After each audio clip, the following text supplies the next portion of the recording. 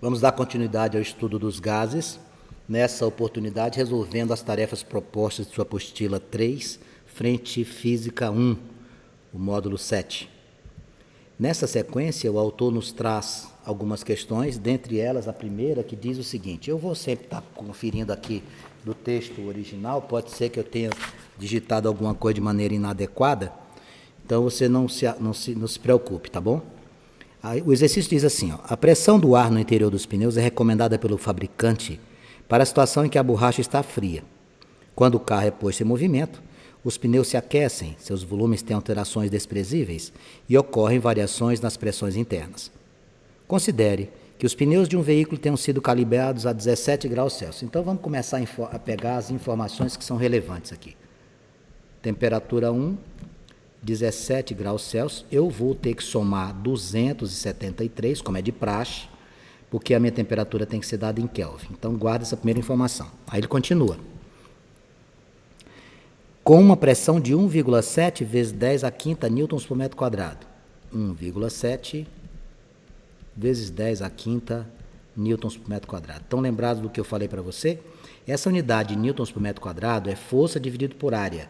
Newton por metros quadrados pode ser substituído pelo termo PA, que a gente chama de Pascal. Aí ele continua. Após rodar por 1 hora, a temperatura dos pneus chega a 37 graus. Então, a temperatura agora, 37, eu vou somar com 273, eu vou ficar com 310 Kelvin. Aí ele pergunta para nós, qual a pressão no interior do pneu? Bom, essa transformação aqui, amigos, o pneu ele não vai mudar de volume, você concorda comigo, né? O volume do pneu é o mesmo. Só a título de curiosidade, tá, moçada? Quando a gente vai no posto para calibrar pneus, muitas vezes as pessoas acham que aquela quantidade que está sendo mensurada lá no mostrador do compressor é volume. Aquilo ali não é volume, aquilo ali é pressão. Um pneu de uma bicicleta de corrida, aquele pneu fininho, ele tem uma calibragem elevadíssima. Se você comparar, muitas vezes é maior do que a de um automóvel comum. Aqui, o nosso volume não muda. Essa transformação aqui apresenta um volume constante. Essa transformação que nós estamos diante aqui do pneu é uma transformação do tipo isovolumétrica. Outra coisa necessária aqui é você lembrar que existem outros termos para isovolumétrica. É a única transformação que tem outros sinônimos. Você pode chamar de isocórica ou isométrica. Mas a resolução sempre se dá por onde? Equação geral dos gases. Então, vem aqui comigo. Ó, P1, V1 sobre T1, igual a P2, V2 sobre T2. Bem, o que a gente vai fazer aqui? Bom, primeiro passo, como a transformação é isovolumétrica, você vai cancelar os volumes. Na pressão 1, você vai usar 1,7 vezes 10 a quinta. Na temperatura 1, você coloca 290. A pressão 2 é a que você está buscando e a temperatura 2 é 310. Simplifique o que for possível. Eu posso, pelo menos aqui, cancelar um zero. E como é uma proporção, eu posso fazer o produto. Então, vai ficar com 29 vezes pressão final igual a 31 vezes 1,7 vezes 10 a quinta. P2 vai ser igual. Vamos ver aqui quanto é que vai dar 31 vezes 1,7. Quando você fizer 31 vezes 1,7, você vai obter 52,70. 52,70 sobre quanto, Vanks?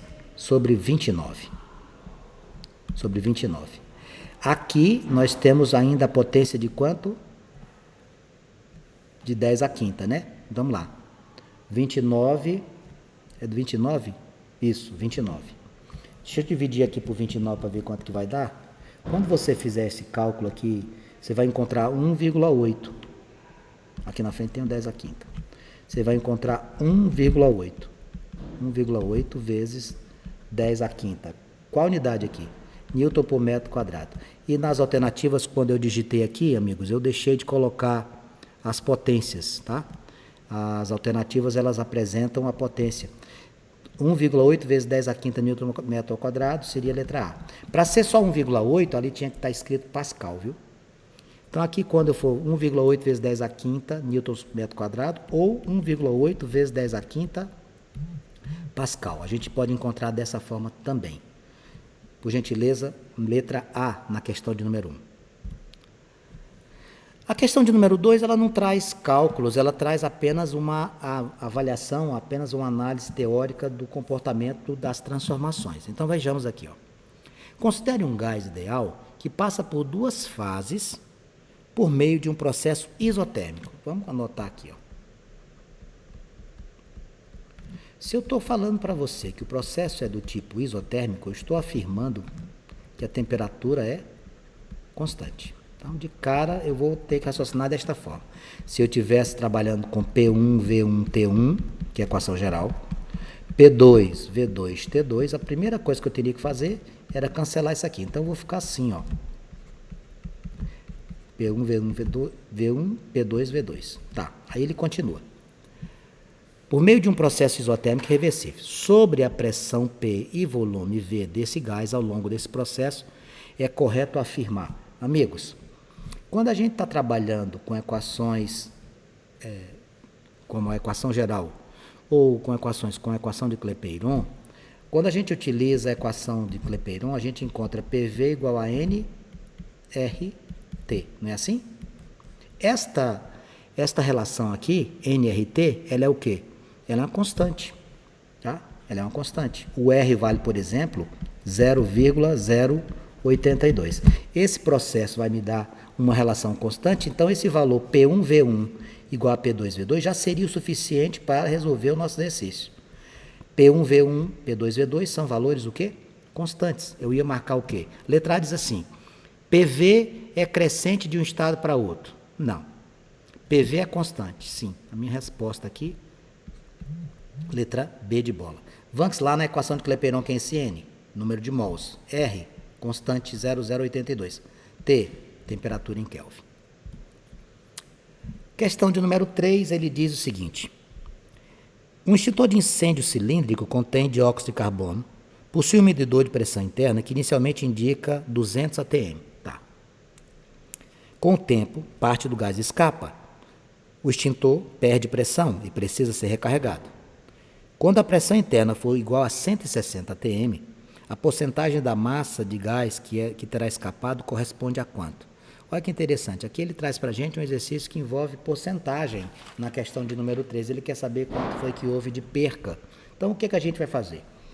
Como eu não sei qual é a massa que existe no interior do cilindro aqui, eu vou trabalhar com o seu volume, que fica mais fácil a gente raciocinar. Então, eu vou pegar a equação geral, mas antes disso eu vou anotar as informações que ele me passou. Quanto era a pressão antes dessa massa gasosa fugir? 200 atm.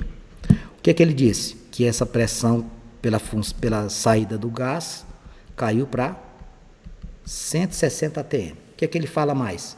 Que a temperatura permanece constante. Então, essa transformação gasosa, ela é uma transformação do tipo isotérmica.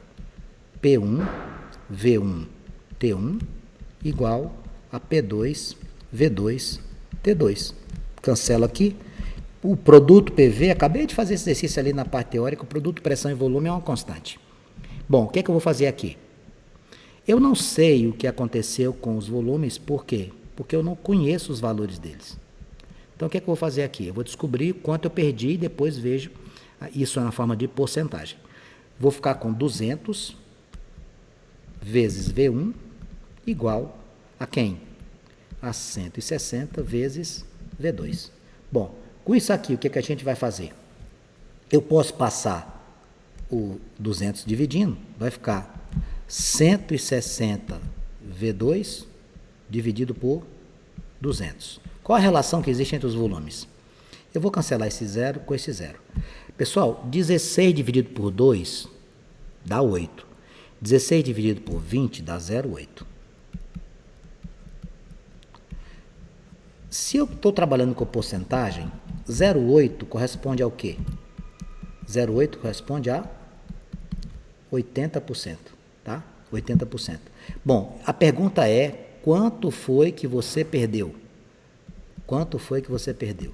Quanto foi a perca? 100 menos 80, que é o que restou aqui, eu tive uma perca de 20% na questão número 3, e eu iria marcar a letra B de bola. Na questão 4, ele coloca aqui para nós um recipiente que tem de um lado gás, do outro lado é vácuo. Aí ele diz assim, ó, um recipiente feito de um material isolante térmico consiste de duas partições iguais, separadas por uma divisória D. Está ali a divisória. Isso aqui é uma divisória, tá, pessoal? Isso aqui pode ser removido.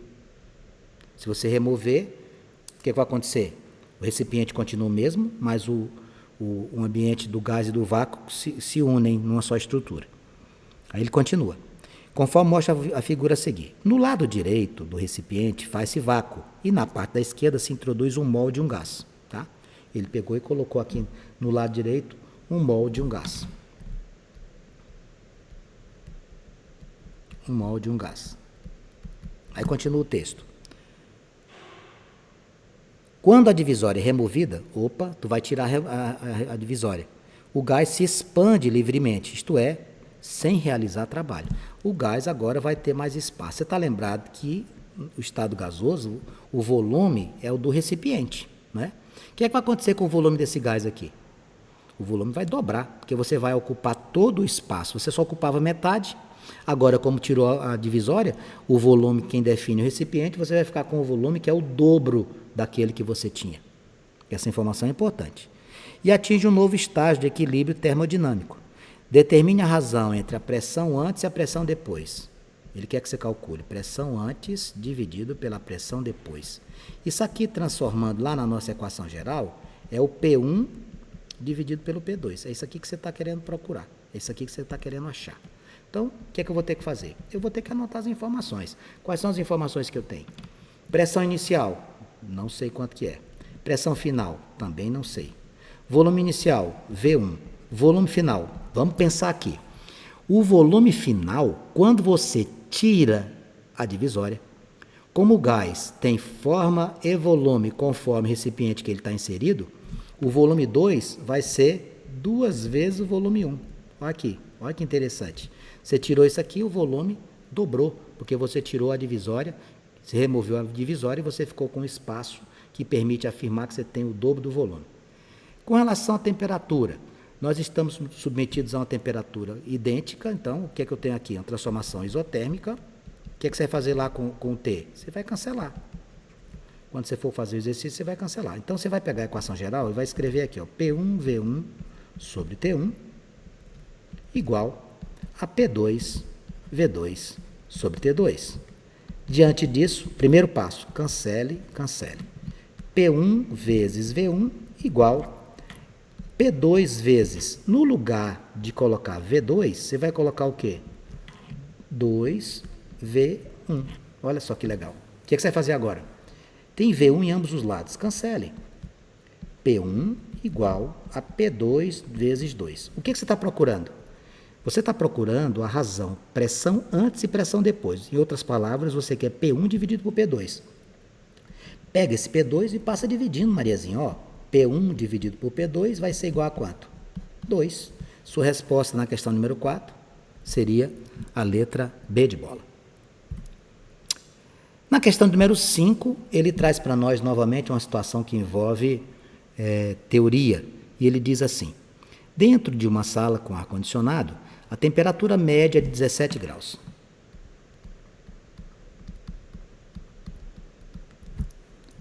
No corredor ao lado da sala, a temperatura média é 27 graus. Vamos anotar aqui para a gente poder se situar. Tanto a sala quanto o corredor estão à mesma pressão. Tá? Ótimo. Então, a pressão constante, ambos têm a mesma pressão. Sabe-se que é um gás. A energia cinética média das partículas que o compõem é proporcional à temperatura, que sua pressão... Desculpe. Sabe-se que em um gás a energia cinética média das partículas que o compõem é proporcional à temperatura e que a pressão é proporcional ao produto da temperatura pelo número de partículas por unidade de volume. Então, o que é que a gente tem aqui? Quando a gente lê isso aqui, a gente nota que a energia cinética, ela é proporcional a quem? Diretamente proporcional à temperatura. E também é diretamente proporcional ao produto de quem? Da temperatura vezes o número de partículas. Bem, quando a gente raciocina com sala e corredor, o corredor por ser mais quente, o corredor é mais quente, a temperatura é 27. O corredor tem temperatura mais elevada. Ele está com 27 graus e a sala está mais resfriada, está com 17. Ele tem 27 graus Celsius aqui. Com o corredor mais quente, o que é que a gente poderia afirmar? Mais energia cinética, né? Se tem mais temperatura, as partículas têm mais movimento. Então, lá no corredor, nós temos mais energia cinética. Bom, só que o que é que a gente também tem? Lá o número de partículas por unidade vai ser o quê? Na sala vai ser maior do que aqui. Por quê? Porque quando a temperatura está mais elevada, existe expansão. Lá na sala, como a temperatura é mais baixa, o que é que vai acontecer? O número de partículas que você tem por unidade de volume é maior. Quando a gente tem o gás expandido, você aumenta o volume. Quando você baixa a temperatura, você reduz o volume. Então, o número de partículas por unidade lá na sala seria maior. Temperatura mais baixa. Então, ele diz assim, com base nos dados a seguir, o que é que a gente pode concluir? Vejamos, na letra A ele diz, a energia cinética média das partículas que compõem o ar é maior no corredor e o número de partículas por unidade de volume é menor na sala. Quase tudo certo, só que essa palavrinha aqui que está matando, não é menor, não é maior. Letra B, a energia cinética média das partículas que compõem o ar é maior no corredor e o número de partículas por unidade de volume é maior na sala. Essa seria a nossa resposta na questão de número 5.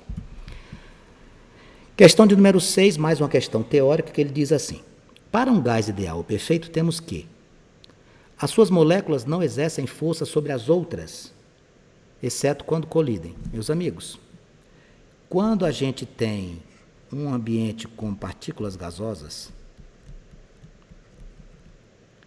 as partículas entre si, elas não possuem nenhum tipo de relação, a não ser que haja o quê? Choque. Lembra que quando a gente fala sobre reações químicas, quais são as condições? Lembre-se do que a gente já estudou nas aulas de química, não física, mas as aulas de química irão nos ajudar. Para que exista uma reação química é necessária afinidade entre os componentes, é necessário que exista uma energia mínima, que a gente chama de energia de ativação, e é necessário que haja choques eficazes, as partículas se colidirem. Antes disso, não existe força entre elas. Então, nessa questão de número 6, quando ele coloca assim, as suas moléculas não exercem forças uma sobre a outra, exceto quando colidem, a resposta está certa. Só existe essa condição se existir o quê? Se existir o choque. E para a questão de número 7, o que é que você trouxe? A questão do número 7, eu trouxe uma imagem que eu não consegui idêntica da apostila, que na situação do número 1, você aquece uma lata, tá? Lá na questão de número 7, você tem uma latinha que está sendo aquecida, num primeiro momento. E no segundo momento, quando você retira essa fonte de calor, você percebe que a lata fica amassada. Aí ele diz assim, ó, para se realizar uma determinada experiência, olha só o que é que eles fizeram, muito interessante essa questão. Para se realizar determinada experiência, são feitos os seguintes procedimentos. Coloca-se um pouco de água em uma lata, com abertura na parte superior. Isso aqui seria, por exemplo, uma latinha de refrigerante, tá? Destampada, a qual é em seguida aquecida como mostra na figura 1. Então, você está aquecendo aqui na figura 1. Depois que a água ferve, o interior da lata fica totalmente preenchido com vapor, essa é tampada e retirada do fogo. Aí você pega, tampa aqui, tá? Você vai tampar essa menina aqui e tira do fogo. Aqueceu, ela está cheia de vapor lá, você tampa aqui e tira do fogo. Sabe o que é que você observou? Você observou que ela amassou. Logo depois, despeja-se água fria. Você jogou água fria e observa que ela vai bruscamente contrair. O que é que explica isso? Olha o que está acontecendo aqui. Vamos entender por partes a questão de número 7, para que a gente possa se situar e efetuar a explicação propriamente dita. Quando você tem uma situação como essa questão de número 7, que ele traz para você a água aquecida no interior da latinha, o que é que acontece? Você, ao aquecer, você aumenta a pressão interna da lata. Quando você aquece aqui dentro, a temperatura fica mais elevada e a pressão interna também. Depois você baixou a temperatura. O que é que aconteceu? Você vedou aqui. Aqui dentro você tem o quê? Você tem vapor, não tem? Você baixou a temperatura, você tirou do fogo. Quando você tira a temperatura, você diminui, a pressão interna também cai. Porque você não tem mais uma fonte de calor. Você jogou água aqui, a temperatura vai baixar bastante. O que é que vai acontecer dentro da latinha? Temperatura diminui, pressão interna diminui. Raciocine comigo. Se aqui fora nós temos a pressão externa e eu diminuo essa pressão interna, a pressão externa da latinha vai comprimir essa criança. A pressão atmosférica vai comprimir a lata. Por quê? Porque a pressão interna dela é menor do que a pressão externa. Por isso que acontece esse fenômeno. Você deixou de aquecer, você baixou a temperatura, você baixou a pressão externa é maior do que a pressão interna. Como a pressão externa é maior do que a pressão interna, você vai comprimir e a latinha vai amassar. Faz essa experiência na sua casa. Pega uma latinha dessa aqui e faça a experiência. Mas cuidado para não se queimar.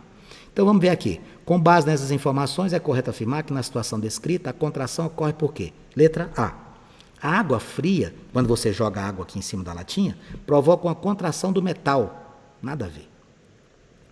O metal poderia ser contraído? Claro que poderia, mas para a água conseguir essa contração, os coeficientes de dilatação não seriam pertinentes ou não teria uma coincidência para você conseguir com água fria fazer uma lata ficar totalmente, vamos dizer assim, esmagada. Letra B. A lata fica mais frágil ao ser aquecida. Muito interessante essa letra B, mas não é ela. C. A pressão atmosférica esmaga a lata. Correto? Por quê? Porque a pressão externa é maior do que a pressão interna. Com isso, amigos, a gente fecha. Vou ver se dá tempo de fazer mais uma. Acho que dá tempo de fazer mais uma. Não vou fechar nada, não. Eu sei que você está doido para mais uma. Vou fazer mais uma. Olha a questão de número 8. Um balão meteorológico fechado tem volume de 50 metros cúbicos. Vamos colocar o volume número 1 aqui. 50 metros cúbicos. Ao nível do mar. Nível do mar, quanto é a pressão? 1 atm. 1 atmosfera. Ele colocou lá um atm, ele colocou em Pascal. Então ele quer que a gente faça com potência. 1 vezes 10 à quinta. Beleza. E a temperatura inicial de 27 graus. Como é que vai ficar isso aqui? Soma 273, fica 300 Kelvin. Quando o balão atinge uma altitude de 25 km na atmosfera terrestre, a pressão, o que é que acontece quando você sobe? A pressão diminui. A pressão cai para 5 vezes 10 à terceira Pascal. E a temperatura também cai para menos 63. Quando você somar com 273, vai ficar com quanto? Com 190, né? Não, 210, perdão. 210 Kelvin. Bom, ele quer saber qual vai ser o volume desse nosso balão. O que é que vai acontecer aqui? Você acha que o volume aumenta ou diminui? O volume vai aumentar, amigos. Pressão diminuiu, o gás se expande. Então, o que é que eu vou fazer aqui? Ó? P1, V1, T1, igual a P2, V2, T2. Olha que interessante a gente conhecer algumas situações simples. Como a pressão diminui, o volume aumenta. Então, ó, se o volume era 50, só por eliminação, você tirava o 14 e tirava o 46. Já ficava fora da tua resposta. Então, vamos lá. 1 vezes 10 à quinta vezes 50 sobre 300 é igual a 5 vezes 10 à terceira vezes o volume que eu quero sobre 210. Eu vou cancelar um zero aqui e um zero aqui. Vou cancelar um zero aqui, um zero aqui. Vai enxugando do jeito que tu puder.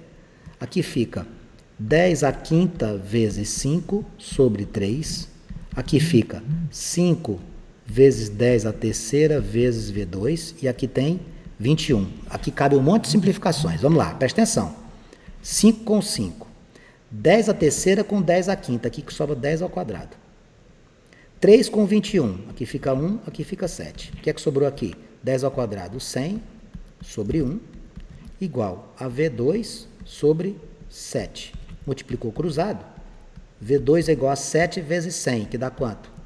Dá 700. Então, o volume desse gás, desse balão aqui, seria de 700 metros cúbicos. Você marcaria a letra C. E com isso a gente encerra essa sequência de exercício.